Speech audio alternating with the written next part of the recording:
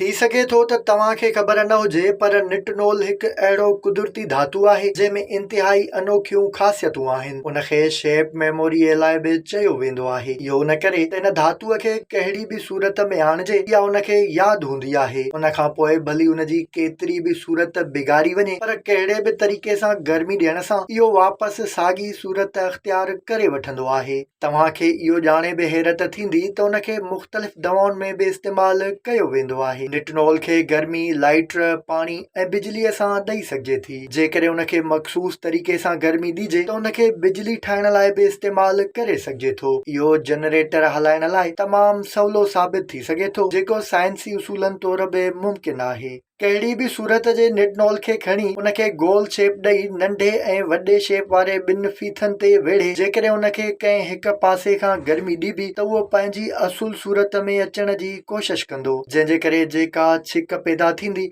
उहा ॿिन्ही फीथनि खे घुमाईंदी ऐं अहिड़ीअ रीति निटनोल ॿई फीथा सवलाईअ सां घुमाए सघंदो। इन तरीक़े सां कंहिं बि जनरेटर खे बिना पेट्रोल या बिजलीअ जे सवलाईअ सां हलाए बिजली पैदा करे सघिजे थी। न रुगो जनरेटर पर जेकॾहिं ताक़तवर निटनोल जी मदद सां ताक़तवर फीथनि खे फेराइजे त डायनामोर खे हरकत ॾेई बि बिजली तैयार करे सघिजे थी।